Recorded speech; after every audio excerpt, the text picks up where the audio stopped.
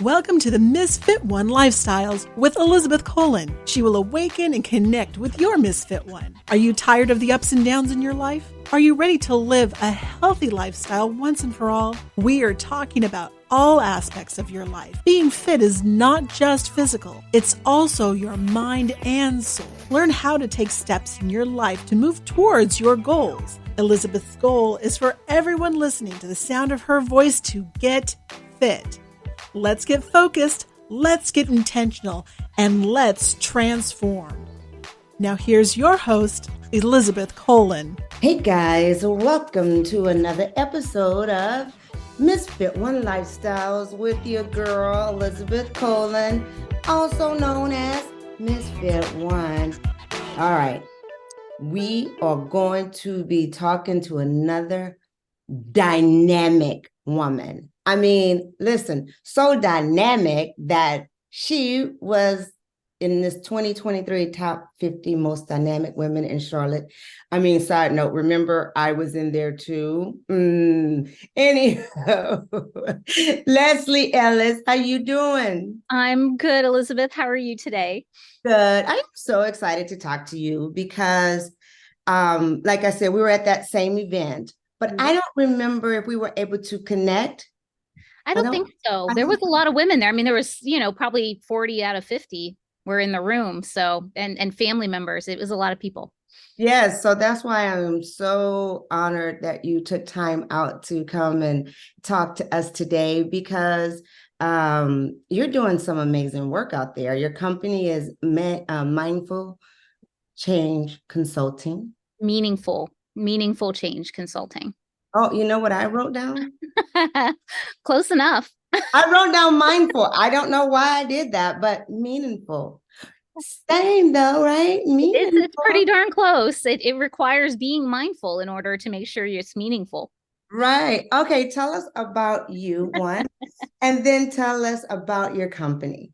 Yeah, absolutely. And so first, very grateful to be here. Thank you for inviting me. I actually own two businesses, but I think the one you primarily, are speaking of is Meaningful Change Consulting. So it is a change advisory firm where we work with leaders at all types of organizations and industries of all sizes to help them navigate complex, large-scale transformational change in their organizations. It's a skill set leaders can continue to improve. We're not doing so well out there in the corporate world. And right. I've actually ended up making a whole career out of being a change practitioner, and opened a business about 8 years ago. And here I am still supporting clients, and I love doing it. And I've even started to expand into helping practitioners out there up their game as well, so they can help their clients be better at it. Awesome. So let's break that down. Yeah. Right? Because, I want to make sure that people understand when you say you are changing things, that they know exactly what you mean by that. Sure. Let me give some examples. So a lot of organizations are going through what we call digital transformations. It's a nice big buzzword. Basically, they're changing their core technology of their organizations. That's a really common company change.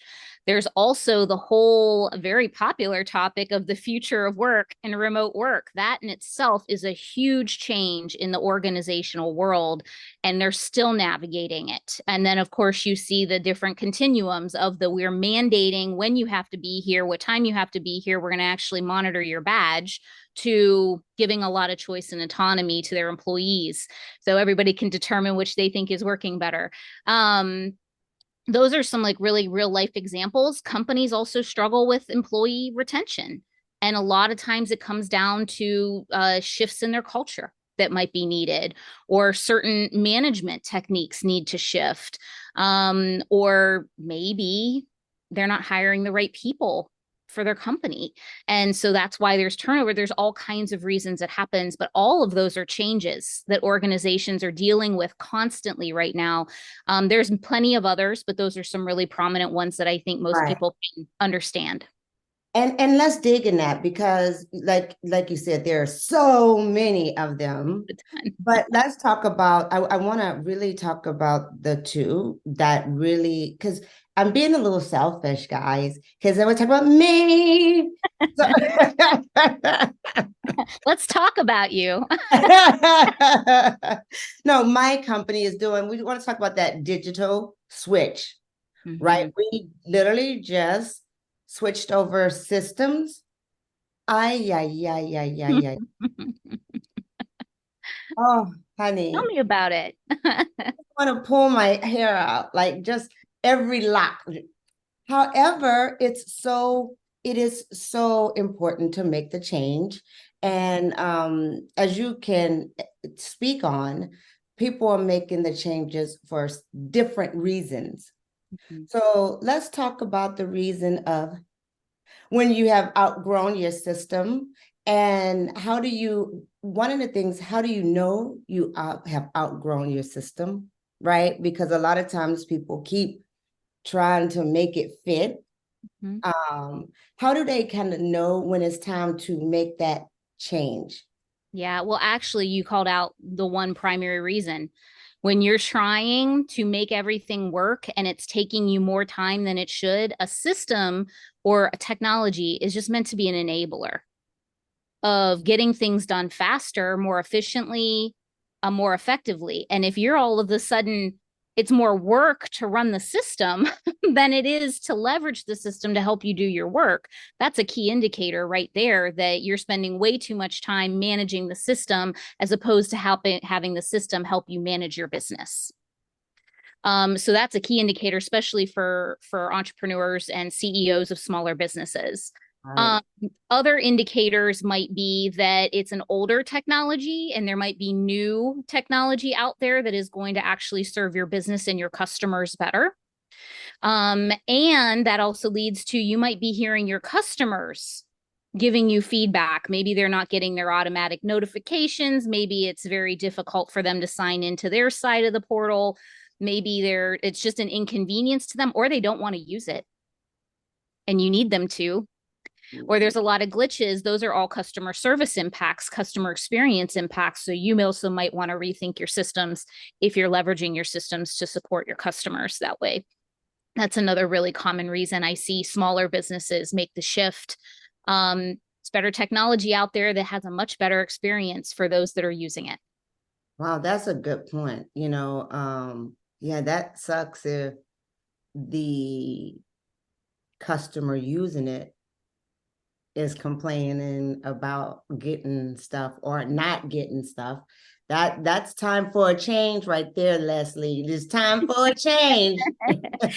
and I'm, Elizabeth, I'd tell you, so I'm not really an expert in what to change. I'm actually a process expert. So I'm a process and a systems expert in what to change, right, on how to do it. Right, how to make that transition, right? Right. So if you would have come to me and said, hey, I think I might need a new system, I may help you determine, is that right for you? And I might be able to offer you some folks in my network who would help you figure out what the right system is for you. But I would assist you in how do you actually make that transition effectively so that your employees, your customers, it's a smoother transition and not so rocky and bumpy where you have employees complaining and you're sweating all the time and you're like, oh my gosh, I just worked the last 2 weekends trying to figure this out and I didn't expect to. Or there's just a lot of pain on the customer side. So we work to proactively plan through all of that and mitigate all of that so that it's a smooth experience and people are more likely to adopt faster. See, that's important. And thank you for making that very clear distinction of what it is that you do, because, everybody's in the transformation. We don't know what that means you know what I mean? Like, what does that mean? So I need you. Yeah, it just means there's a really big change that has a lot of complexity to it. Bottom line, there are official definitions to what truly constitutes a transformation, but the bottom line, it's a very complex transformation with a lot of tentacles that need attended to if you actually want it to be successful. Right. And had I known this prior, Leslie, we would have had a conversation because I did not know how difficult it was to get everything, but it's going to be worth it Totally. in like a month. No. Though you wished it would have been worth it a couple weeks ago when you first did it. Absolutely. Right? Absolutely. There you go. And that's where some of the value comes in that I bring to the table, is if we're able to proactively help you plan or mitigate when you're starting to see, this is a lot. How do we mitigate that? How do we help you make that a more smooth transition and make the right decisions so that it's not so much heartache? I love that. I love that. And that's so important, like you said, for the small businesses, because, we still on the hustle. We're trying to still work to, let's know, figure out this new system, like, wait. And so you're sitting down trying to watch the football game. I'm just going to use an example of me again the other day. It was so funny. My husband was all into the football game, and I'm like, yeah. Working on the system. I'm trying to figure out this system, sir. Yes, I'm so happy they're doing good. Woohoo! Don't even know what happened, but I'm glad. I don't know what happened, but because you're excited, so am I. But I mean, that's a great point, Elizabeth. Even in larger companies and smaller companies, people will give up their work-life balance or work-life integration for big changes that happen in big organizations, and they will literally burn out because there's so much change happening and not all of it is done well or thought through very well, or planned, designed well is another way to say that. And then they end up spending, and I used to be somebody who did this years ago.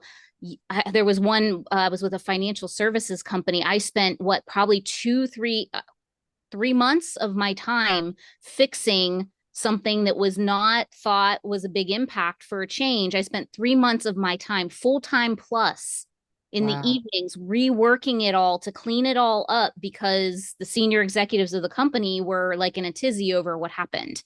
And so my work-life integration was like zero at that point. It was all work integration and no life. But even big companies, whatever, it takes up. I think as entrepreneurs or even small business owners, we kind of expect we have to figure out a little bit more. We have more things we're responsible for, but it happens in big companies too, where you just have you're an employee and you have your world in your box, but you can end up being completely overwhelmed when change isn't done well. And companies then wonder why employees don't feel satisfaction, why they jump ship, why they don't feel valued and taken care of, and they wonder. Right. That makes sense. And thank you for letting us know about your services, because I'm pretty sure everybody's going to be reaching out. Make sure we know how to, how can we connect with you? Yeah, absolutely. So I'll make sure to give you my information if you want to post it with the podcast, but you can just find me on LinkedIn at Leslie A. Ellis. Or you can email me at leslie@meaningfulchangeconsulting.com. All one word, meaningfulchangeconsulting.com. If you put mindful in there, it's not going to get to me. So make sure you put meaningful, changeconsulting.com. And then I'll just reach back out to you, and don't hesitate. Even if you think it's something small, sometimes we underestimate the impact of changes, and I can help you think through that. Even if it's just 1 or 2 phone calls, helping you, get a strategy together on how best to approach it. Right. Yes, definitely. It is meaningful change consulting. Yes, it is. It's about positive impact, in my opinion. Yeah, change does not have to be hard, and it doesn't have to be painful, but for some reason we love to make it that way, especially in organizations. Absolutely. And I think that one of the reasons that is, and you will know better than me, but I think the reason it is because it is a change. The brain perceives change as a threat, dating all the way back to prehistoric times, and we have to retrain ourselves that it's not. I mean, honestly, from the time we were born, Elizabeth, we weren't afraid of much of anything except loud noises and the fear of falling when you're born. That's the only 2 things you're afraid of. Right. Side of that, when you're a kid, you're willing to try anything to get what you want. Yeah. As adults, we teach then children, don't do that. That's not okay. Don't make those changes. Don't try that. Don't try that again. You're going to hurt yourself if you don't do it different. We teach to be afraid of change. And then we go to corporate which is all full of change. I think in the last 5 years, 2017 to 2022, 200% increase in disruption across the world. Absolutely. And the 5 years before that, it was 4%. That's quite a jump. That's a huge jump. And I know that COVID had a lot to play in that, you know. Huge. So COVID. that's the other thing. Oh, go ahead. No, COVID. please go ahead. Let's talk COVID. Yeah, no, I wanted to talk to you about that remote integration, right? How do you go about that with the company? When would you know if it's a good thing? Should I hire a remote VA, or should I allow my employees to work from home? What is the good balance? You know, can we talk about, look, I didn't ask you like 5 questions, but that's I know you're stacking questions on me. I'm stacking them on you. I'm stacking them on you. But, you know, just to give us that idea of, you know, when people are listening to this, I want them to go, oh, wow. And the advantages and the disadvantages. Yeah. So the first thing I'm going to tell you is that this is a little tougher question because especially with smaller business owners, this is a lot about preference. It's about what you want, and then it's also what your business needs to be successful. So you have to marry those two up and then decide how critical is it that this person is local to me and available to me physically or not. And so you really have to marry that up first, especially when you're, and I honestly think managers in bigger corporations probably need to be a bit more honest about this too. Is it a fear-based decision to keep people close and in person to you, or is it a business necessity? The success of our team is impacted if you're not here. I want to pause right there. Can you break that down? You know, I got questions. You got questions. Can you break that down? Yeah, I can. So first of all, we all as business, I'm a business. I actually own 2 businesses. One's an off-grid vacation cabin rental business in the Blue Ridge Mountains.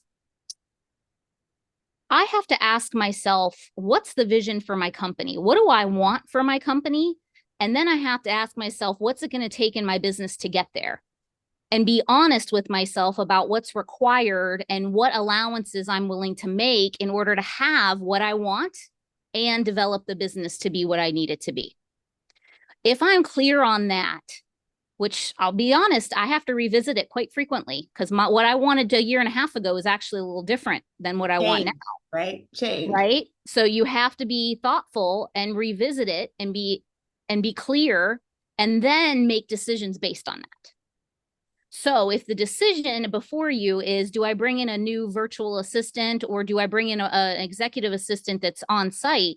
I want to look at what I want for myself as well as what my business needs to be thriving and what's necessary, and have the honest conversation with myself is, if I'm going against my vision and it's not really necessary for somebody to be in person, but I decide I think they need to be in person, it's the best way. I would ask yourself, and you don't have to tell anybody but yourself, it's okay, or get a coach that you can confide in and talk about it. But is it a fear-based decision that all of a sudden your business doesn't require it, but you're requiring it? Why? Is there a legit reason, or is it because you're afraid that you don't have control of the person? Mm-hmm. You're afraid that if you can't see them, they're not doing, or you can't trust them. Be honest with yourself. Is it about you or is it about the role? Right. If you can be honest with yourself there, then those decisions should help you decide whether or not a role is okay being remote or not. I love that. That would be my advice, especially for small business owners, but it works for managers and companies too. Yeah, because it has been really trying this whole corporation. You hear it on the news. It's a big subject. People are in pain. It's a pain point. It is at this time. Do we go back? They're trying to force people to go back. People are like, I get more work done at home, where others are not doing anything at home, you know, and it's so funny. We were literally just talking about that. Can you kind of break it down for us as to just like you were just saying about with the remote work, how do a company determine? Oh, well, that's a tough one too, because every company is probably making decisions based on different criteria. And honestly, executive leadership preference, right? The one thing I always love to say in change, and I just said it in another webinar I did last week.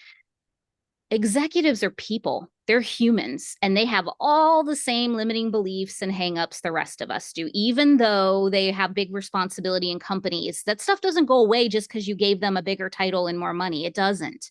Right. Unless they're doing a lot of personal work. And even then, it surfaces. And that's where I come in. I teach, yeah, that's what I do. They need to call Elizabeth. That's right. Call Elizabeth. I got you. And right. But right? It takes a lot. It really does. It does. And so we have to remember that sometimes their decisions are also influenced by that fear or lack of control. And there's another element that we don't always know. And I am somewhat suspicious of. But and some people would say, oh, yes, this is totally happening. And then other people will say, how do we know that? But I have to imagine that for bigger companies, there's some outside market or environmental influences on them that are incentivizing them to bring their people back. Even downtown Charlotte was a ghost town for quite a while until certain companies started bringing it back. That hurt the local inner city economy. I can't imagine that government didn't somehow get involved and say to the big executives, hey, it would be really great if you would bring some of your people back to save these small businesses that are suffering, that usually have lunch and dinner and happy hour bills. And dry cleaning bills and whatever else down there. And even just the fact of the location to rent the building itself, the office spaces, they need you to come back so that you can, they can stay in business. And if the companies couldn't get out of their long leases, like some companies are signing 20, 25, 30-year leases with big buildings. They can't just get out of them. Some might have been lucky to, others might not. So there's a lot of external market-driven factors that are probably also influencing these executives' decisions, in addition to their own beliefs and potentially performance metrics of the company that not everybody is privy to.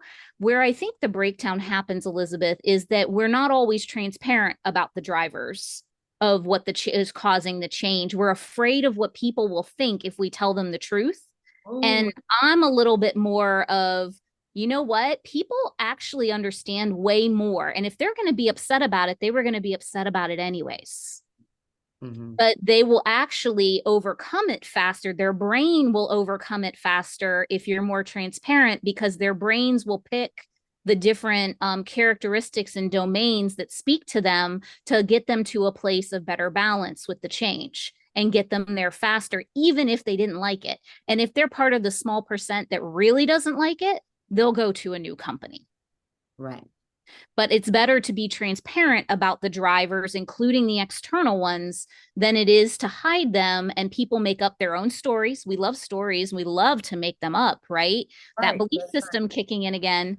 Right. And then here you have people that will jump ship for the smallest thing to go to another company because they don't think what you're doing is right, because you didn't give them the information to tell them the real reasons why. You just said, come back to the office. You have to be there Monday, Tuesdays, and Wednesdays going forward, period. I'm not really concerned so much about your childcare issues. Right. You have to come back or you're fired. Instead of saying, listen, in order to maintain this location, I have to have some amount of people coming back. I would respect that so much more. Yeah. A company versus mandatory. Well, why? Because I've been doing my work. But so funny is a lot of people really are not doing their work. And I wish it was a way that a small percent makes the larger population have to suffer a little bit. That's always been the case. That's exactly, you was reading my mind. Yeah. I wish it would be a punishment. God forgive me. Some people love to work in the office. My husband is an office man. He worked in the office. And I'm like, I'm on my back porch, Elizabeth, talking to you because it's a nice day. That's what I'm saying. Like, nah. You're in Paris. Yeah, I don't want to go to the office. I'm not and you better not make me, right? Right. But I think it should be, if you are underperforming, then you got to just come on in. And that's a cultural thing for companies as to what they do with their underperformers, how long they keep them, and how they let them influence the organization as well. That again is a company by company thing. And they have made cultural decisions that cause that to be the way they operate. And so that's a whole bigger change, right? If you wanted to shift something like that. Woo, girl, you are busy. There's a lot. There is no shortage of work in the change space. That is for sure. Right, right. So listen, we know that you are the amazing changer. You making all the changes happening, which we really need. And I want to point out too, it's imperative for the large companies, but please, like Leslie said earlier, little bitty things that small companies can do, it could actually make a big difference in your business.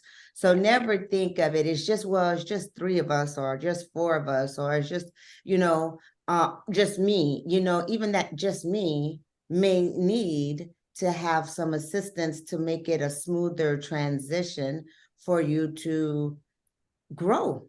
Yeah, sometimes you just need a third party who's willing to spend, like I said, a couple hours with you to just help you think through it so that you have all your bases covered and it is a smooth process. Right. Yeah, I like it when you said that positive impact, right? It is. It is, because hopefully we're not doing change for this. The original intent of most change, especially in organizations, is not malintent.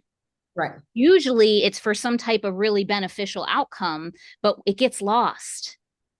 And it doesn't have to if we do it well and we do it the best way we can the first time around. It's when we decide to shortchange it that it causes the havoc, the frustration, the extra money and time on the back end, missing a football game you could have been enjoying with your husband. Absolutely. Yeah. And because I do love football, right? Like I actually do watch it and I am all into the game. But this it wouldn't have mattered to me if I didn't watch football. It's like, okay, whatever. But every time something happened, I'm like, look at, wow, oh yeah. I need to catch the replay. Hold on. And that was exactly it. They're gonna show it again. And it's so amazing that you are doing all of this for such large companies. You've worked with large companies and even all companies. Yeah, all companies, multiple. I think I've worked, since I've been in business for myself, I've worked with 38, 39 clients in 42 impacting 42 countries and over 15 industries. Okay, give people your information again. You can find me on LinkedIn at Leslie A. Ellis, ELLIS, or Leslie at meaningfulchangeconsulting.com is my email. Okay, and what we're going to do is make sure we have it all in the podcast so that they can reach out to you. But I'm going to ask because you're on Misfit One. Okay, what's up? My whole platform is about, living fit. Focus plus intention equals transformation, which is exactly what you do, right? I am so proud of you for stepping out and filling this role, because it is a role that is truly needed. So thank you for that. But how do you take care of you? What does your self-care look like? Yes. Well, it has become more prominent in my life because I am actually pregnant with my first child. I'm 12 weeks in. So fitness and wellness is even more prominent than it used to be. But also, I get up every morning and my dogs, I have 2 of them. We go for a walk in the woods back here for a half hour every morning. That's how I start my day. I actually don't take most calls if I'm working from home. If I'm working at a client site, it's different, but I don't take calls before 9:30 a.m. so that I have everything I need to start my day effectively. It might be a little emails and work. I'm not saying that, but I'm setting myself up for success because that's what I do for my clients. So I need to do it for myself. And then I actually ensure that I have appropriate evenings with my family so that my mind gets a rest and that we have our relationship stay strong and stable, because a lot of my mental wellness also is reliant on my intimate relationships health as well. So that's important to me. So those are some of the ways. And then my husband and I love camping, and that comes sometimes with a little hiking and a little stuff like that too, that my dogs enjoy. So we make sure that we fit all of that into our fun, crazy life. I absolutely love that. Congratulations. Oh, so excited. Your first one. I like, yay. I got grandbabies now, 2 grandbabies. Oh, nice. That's like amazing. So Nice. listen, before I wrap this up, can you leave us with any words of wisdom? Yeah. I'll just leave you with a quote by John Wooden. It's actually on my wall in my office upstairs. I live by this quote, and it definitely tells you my mindset. And I think it should be everybody else's as well. If you don't have time to do the change right the first time, when do you have time to do it over? Drop mic. Boom. That was awesome. Thank you again for coming. We really appreciate this. This has been really informative, and I appreciate it every moment. And I'm sure everybody listening have they pen out. They're gonna have to listen to it again because you gave so much information. But you guys, it's your girl Elizabeth Colon, and until next week, live fit. I hope you enjoyed this episode of Misfit One Lifestyles. Listen, when you are fed up and sick and tired of living this stifled, overwhelmed, and overstressed life, and you're ready to live the fullest, richest, and healthiest life by gaining more confidence, more energy, and more clarity, living in your best self, you know what to do, right? Go ahead, go to my website, misfit1.com. Sign up for our online courses, Creating a Healthy Habit, so that you too can live fit, focus, move with intention, and transform your life.